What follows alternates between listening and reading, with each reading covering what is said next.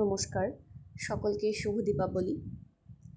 আমরা মেয়েরা এটা শিখি বড়দের কাছ থেকে যে তুমি গান শেখো সুন্দর করে, তুমি নাচ শেখো, তুমি ঘরের কাজ করতে শেখো, জামা কাপড় সুন্দর করে গুছিয়ে রাখতে শেখো, বড়রা আসলে বা বাইরে থেকে লোক আসলে ভদ্রমতো বসো, তিরিং বিরিং করে লাফিও না।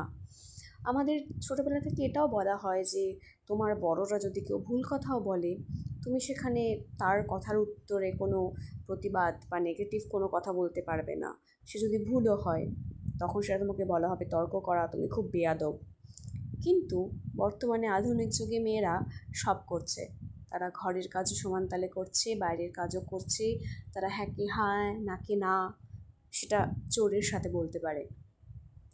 তবে আমার যে এই ঘরের কাজের সাথে বাইরের কাজের সমান দক্ষতা, যেমন তবে আমিও যে ওই ঘরের কাজ বাইরের কাজ ছোট ছোট দরকারি কাজগুলো যে সমান তালে শিখতে পেরেছি, তার পুরো ক্রেডিটটাই যায় আমার বাবা এবং মা।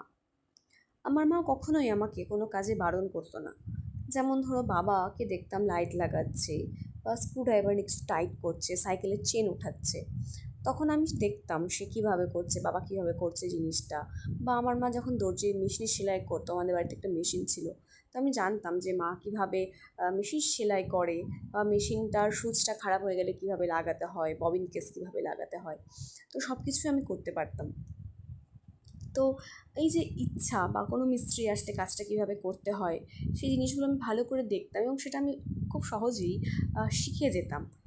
তো তার জন্যই আমি আজকে তোমরা আমার ভিডিও শুরুতে দেখেছো যে আমি বসে পুজোর আগে দীপাবলির আগে যে কাজটা হয় লাইট লাগানোর, তো সেই কাজটা আমি নিজেই করতে পারছিলাম, নিজেই করতে জানি, কারোর জন্য অপেক্ষা করতে হচ্ছিল না বা ইলেকট্রিশিয়ানকে ডাকতে হচ্ছিল না।